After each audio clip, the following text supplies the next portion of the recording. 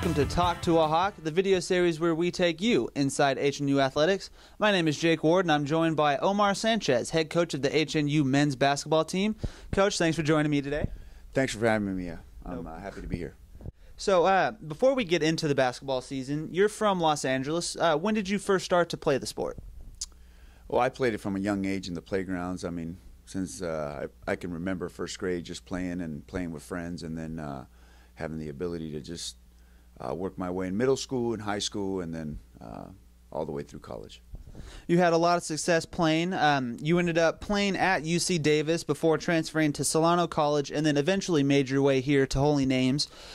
What brought you to Holy Names? Well, my journey for basketball has been a little unique in the sense that, I was at UC Davis under Bob Williams, Brian Fogel, and Greg Klink. Greg Klink is the head coach at Chico, and they're doing great over there. Brian Fogel's got the women's team at Chico as well. And Bob Williams is at UC Santa Barbara, and they're doing a phenomenal job over there as well. So, Davis really humbled me as far as a basketball player. You know, when we're 18 years old, we think we're God's gift to basketball, and seeing those guys play every day, I blew out my ACL that year, and seeing them and just learning everything from coaching to the players and how they interact, the competitive nature, and winning that title was amazing, was very humbling. It made me realize that I had a lot of work to do as a basketball player, so I ended up doing a different route, going to Solano, and then ended up Holy Names was really interested in me amongst other schools, and I was really intrigued by the coaching style and the competitive nature and the traditions that were here at Holy Names University, and that's what led me here. You had a lot of success after coming here. You helped lead the team to a #1 ranking in the country and took it to an NAIA national tournament, the last prior to 2006. You're also one of the top defenders for the Hawks. You played hard with a lot of energy, and you oftentimes set the tempo defensively. How did you really do that? You know, defense is not something that it's the nitty-gritty stuff. It's you got to roll up your sleeves and get down and dirty, and a lot of people don't necessarily want to do that. For me, I knew as a basketball player, in order to stand out on a team, I wasn't athletically gifted by any stretch of the imagination. I knew I had to work hard and outwork my opponent, outwork my teammates, so that they knew I was there for a reason. And so I took it personal to make sure that, all the little things, the 50-50 plays, as we call, the loose balls, the charges, the rebounding, the setting screens, that, we had a great team. We had a great team that I had 2-3 All-Americans that I played with that I didn't necessarily need to score. We had an abundance of scoring, so I wanted to make sure that my role was to set the tempo defensively, and I did that. I felt I did. So after playing, before you got into coaching, you kind of wore a lot of hats here and there. Can you tell me about some of the jobs that you held in between after playing and before coming a coach? Well, small school things. I was an associate AD for about 5.5, 6 years. I would say I've touched upon just about every position, from sports information, game management, overseeing the facilities, to managing the student workers. I've done a little bit of everything. I'm the co-director of the experiential learning program. I was the SAC advisor until a couple weeks ago.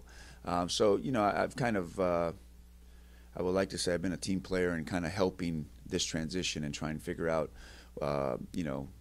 what direction we're going as a program. So after your time in helping us kind of further on here at Holy Names, before becoming the head coach, you were an assistant and an apprentice to Dennis Jones, who was a head coach here for 15+ years. Tell us about what it was like to work for and with Dennis, and what's one of the biggest things that you took away after working with him? It's one of those things, the best advice I've ever gotten was, you don't know anything your first 5 years of a head coach. And, being under Dennis Jones was a great thing for me. I learned a lot. Being a defensive-minded person and him being a very good offensive mind, we worked really well together. And I was a sponge when it came to the offensive thing. I really appreciated that he can actually execute an offense really well and draw up a play and execute it well. And so I always admired him for that. one of the biggest things that I learned from him was, me being the intense coach that I am now, is to be patient. And he showed a lot of patience in his coaching ability, and really I took that from him. So as a coach so far, you've won 5 conference championships, 5 conference tournament championships, and 5 national tournament appearances, including 1 visit to the Sweet 16. How do you keep your desire as a coach and to coach with the success that you've already achieved? We've been. I feel like I've been blessed in that sense. Obviously, making this transition to NCAA has been very humbling because that success came as an NAIA program, and it's a different monster altogether. The NCAA, I've been very humbled in trying to. It's a far more competitive. If I was to differentiate the two, as the NAIA, you don't need to make much adjustments to coaching, and with the NCAA, you're constantly having to make adjustments. And so, I love to coach. I don't necessarily coach for the wins and the titles and all that, which again are just an added bonus. But my biggest thing is just developing young men to make sure they're ready for their next phase of life. Most of our players don't pursue basketball beyond college, and so my job is to prepare them and allow them to inherit certain characteristics that are going to help them succeed in their life beyond basketball. So looking at the season for HNU men's basketball, the team sits at 2-7 with a couple of close losses, including a 2-point loss after scoring 121 points. We're coming up on the midpoint of the season. How does the team plan to turn things around? We've been in so many games there. Even the first 2 conference games, the scores don't really reflect the game itself.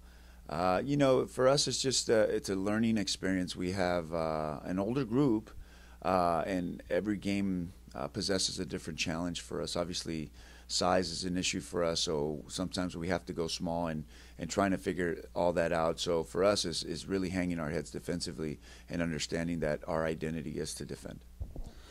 So you mentioned being a better defensive team. How will you get your team to do that? I know it comes from your background as a player working hard, but how do you relay that to your team?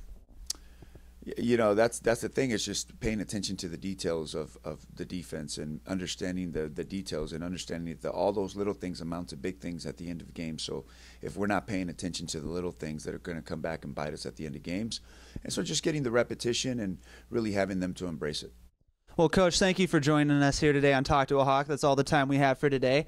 Join the HNU men's basketball team this Saturday at Tobin Gymnasium when they take on Notre Dame de Namur, and then they'll finish with 2 road games before the end of the holiday season.